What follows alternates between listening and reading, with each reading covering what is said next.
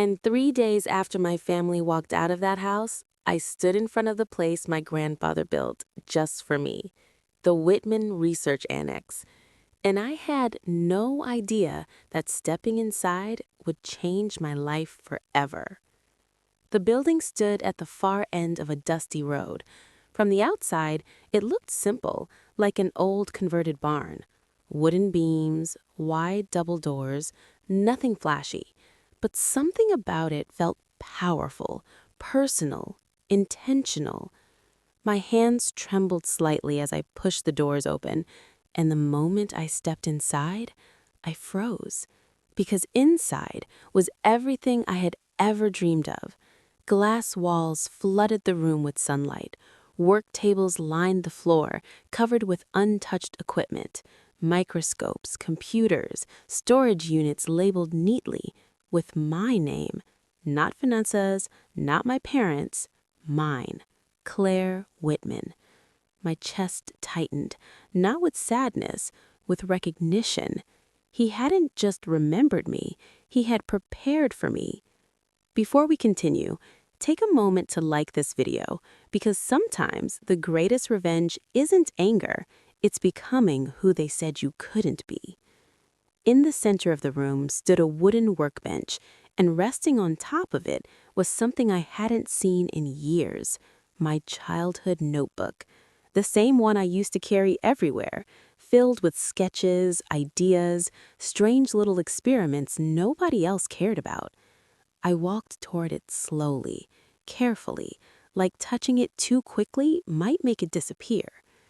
When I opened the notebook, my breath caught, because inside the front cover was a handwritten message from him. Build something that no one can take from you. Just one sentence, but it felt louder than anything spoken in that living room days earlier.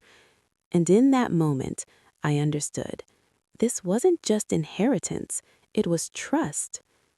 The first few weeks were overwhelming, not glamorous, not easy, just hard work. I cleaned equipment, organized files, learned systems he had quietly funded years before. Sometimes I stayed late into the night, sitting alone under the soft hum of machines, reading his notes, planning, dreaming, beginning. For the first time in my life, I wasn't trying to prove myself. I was building myself.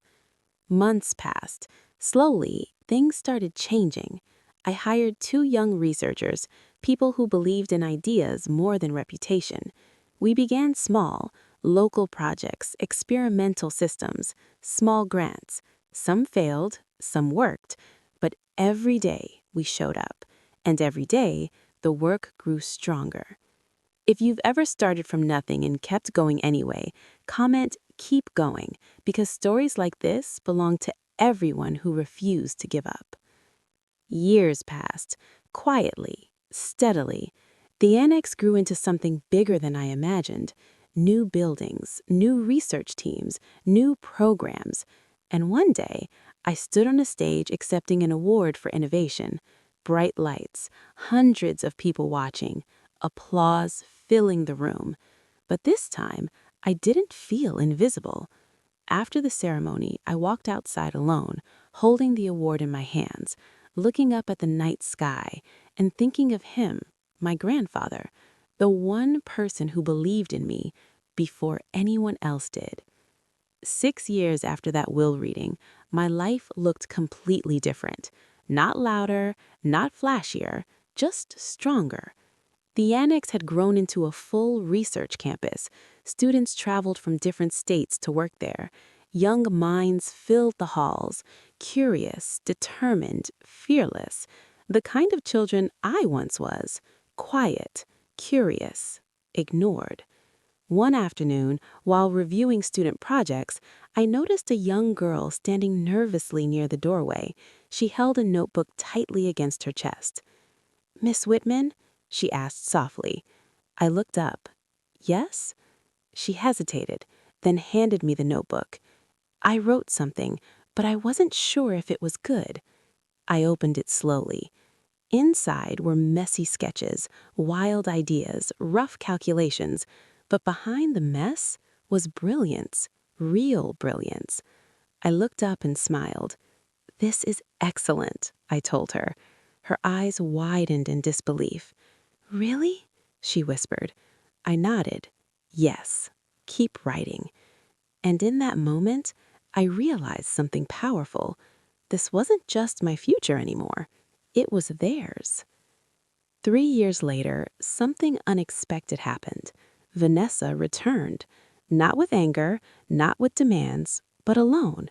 She walked into the annex quietly, wearing simple clothes, nothing like the confident sister I once knew. "I wanted to see what you built," she said. Her voice was softer than I remembered. Not proud, not mocking, just honest. I showed her everything. The labs, the classrooms, the gardens, the students working on projects. She didn't interrupt, didn't criticize, just watched, carefully, quietly. When we reached the student garden, she stopped walking. Children laughed nearby, harvesting vegetables from soil we helped restore. Vanessa looked at me. Her voice shook slightly. "He believed in you," she said. I nodded. "Yes, he did." There was a long silence. Not awkward, not tense, just real. She never apologized directly, not with words, but she stayed, volunteered, helped students practice presentations, encouraged shy kids to speak. And slowly, we stopped pretending. Not perfect, not close, but honest. And sometimes that's enough. If this story means something to you, don't forget to subscribe, because sometimes the strongest victories aren't anger, it's becoming who they said you couldn't be. Now, it has been 6 years since the day that envelope changed everything. 6 years since the door closed behind my parents. I haven't spoken to them since, and strangely, I don't feel anger anymore. I feel peace. Grandma lives nearby now. We drink coffee together every morning. She tells stories about my grandfather, stories I never heard before. And sometimes, when the wind moves through the trees just right, I swear I can almost hear his voice again, calm, certain, proud. Some nights I sit alone at the far edge of the property, looking up at the stars, thinking about the girl I used to be, the quiet one, the forgotten one, the one who thought she didn't matter. And I smile, because now I understand something he knew all along. Legacy isn't money, it isn't property, it isn't inheritance. Legacy is belief.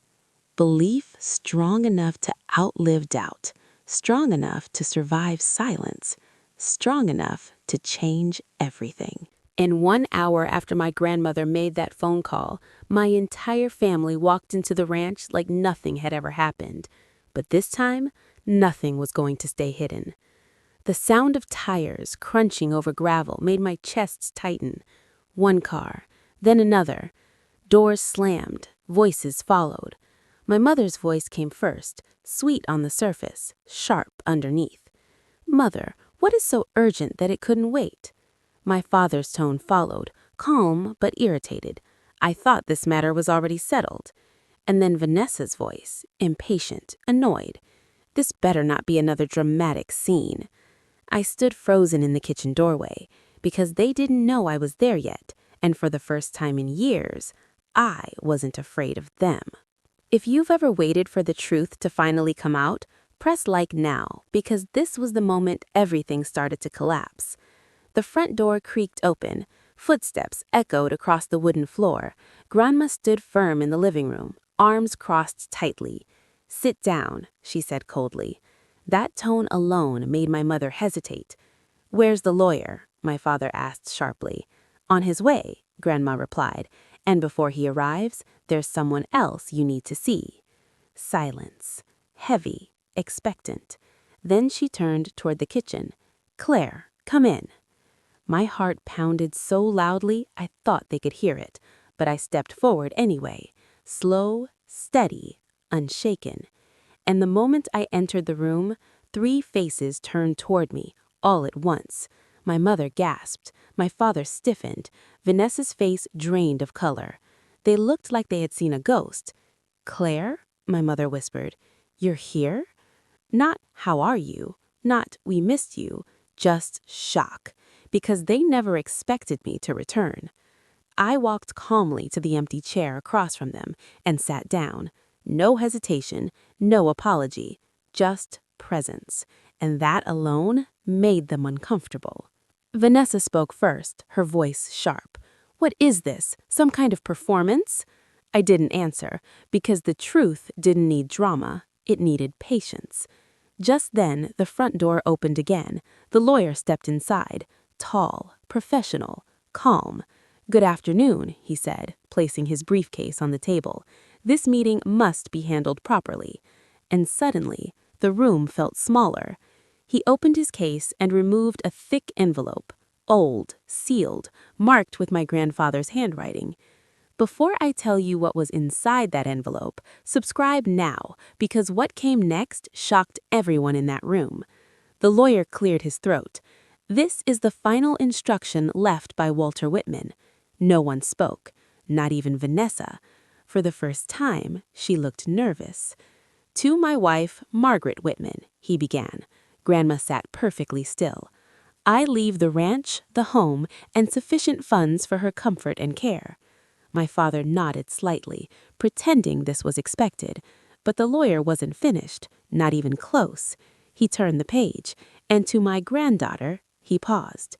The room tightened, my pulse quickened.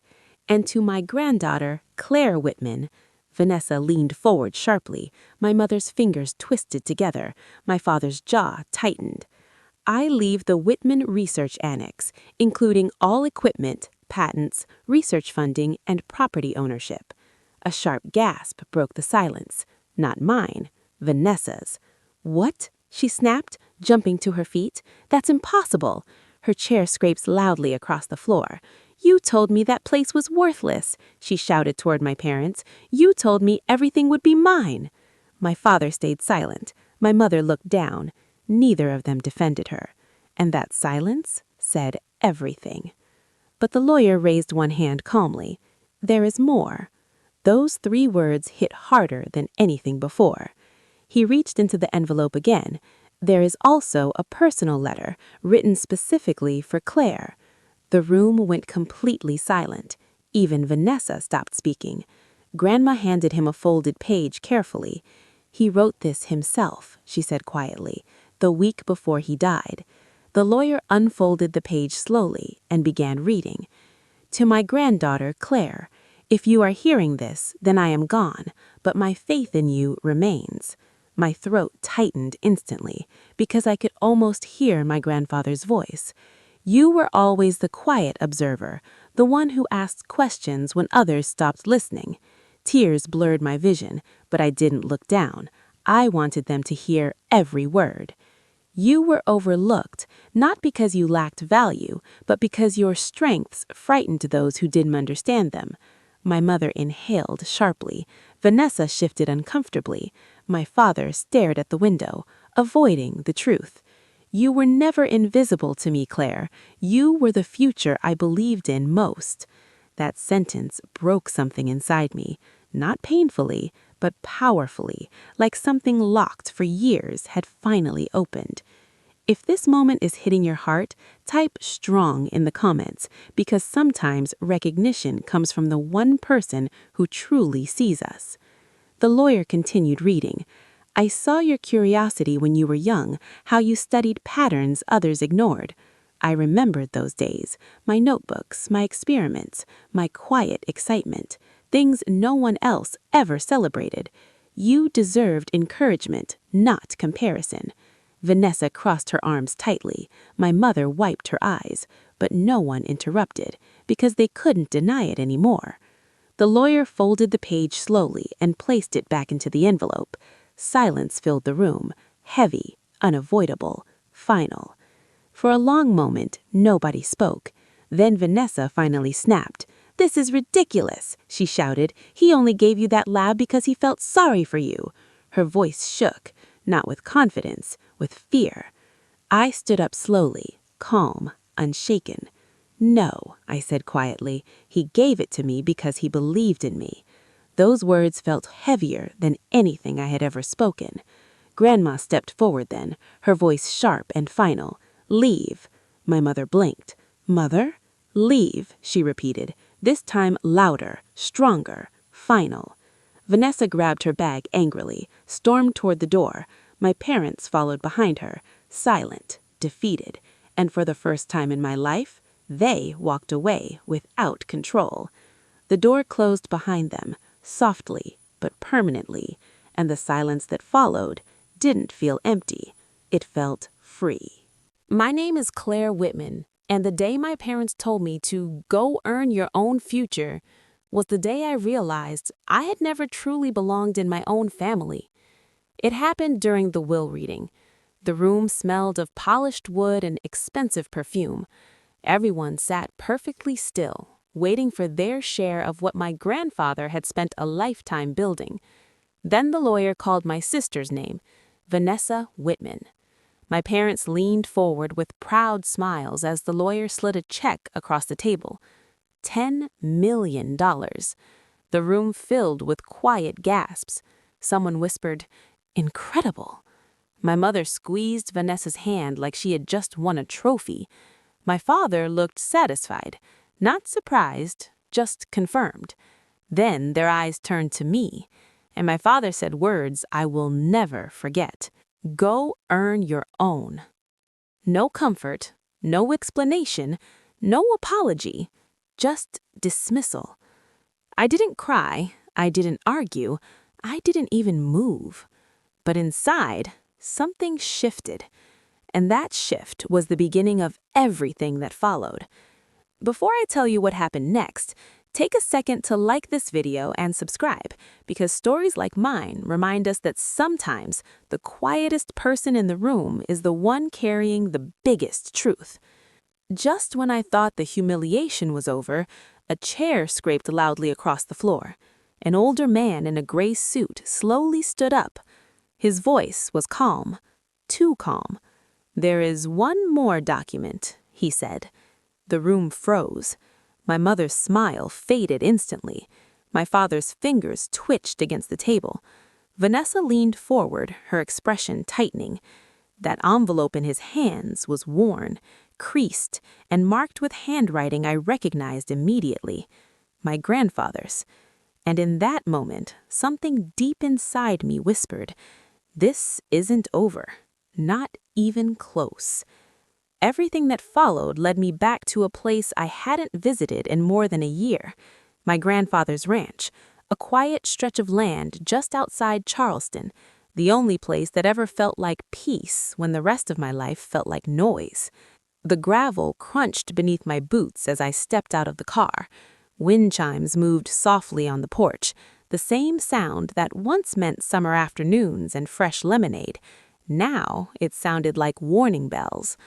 I hesitated before knocking, because deep down, I already felt it. Something had been hidden from me, something important. When the door creaked open, my grandmother stood there with her arms folded tightly across her chest. Her expression wasn't warm. It wasn't welcoming. It was cold. "So," she said sharply, "you finally decided to come back." Her voice cut deeper than I expected. "Grandma, what's going on?" I asked carefully. Her eyes filled with something I hadn't seen before. Pain. Real pain. "Your grandfather called for you every single day before he died," she said. Those words hit like thunder. I stepped back instinctively. "That's not possible," I whispered. "I called him. I came here months ago. Vanessa told me nobody was home." My grandmother's expression changed slowly. Confusion, then realization, then anger. The kind of anger that doesn't shout, but burns. She turned without speaking and disappeared into the house. Moments later, she returned holding an old leather notebook. "This," she said, placing it into my hands, "is the number he called every day." I looked down, and my heart stopped, because the number written on that page wasn't mine. Not even close. And in that moment, everything became clear. They hadn't forgotten me. They had erased me on purpose. If you've ever felt ignored or pushed aside by people who were supposed to support you, comment below. I stayed strong.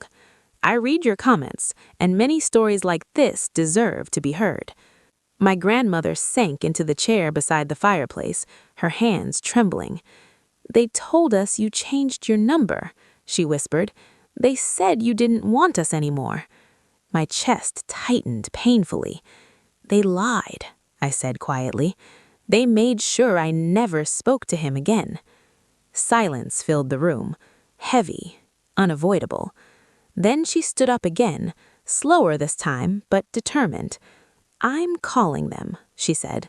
"Not tomorrow, not later, now." She walked to the old kitchen phone, the one my grandfather refused to replace, and began dialing. Each turn of the dial sounded louder than the last, intentional, final. When the call connected, her voice turned cold. "Betty, Jacob, Vanessa, come here immediately." No discussion, no delay. Then she hung up and turned toward me. "The lawyer is coming too," she said. My heart began pounding faster because suddenly, this wasn't just about inheritance anymore. This was about truth. Before we continue, subscribe now if you enjoy powerful family stories, because the next part is where everything starts to fall apart.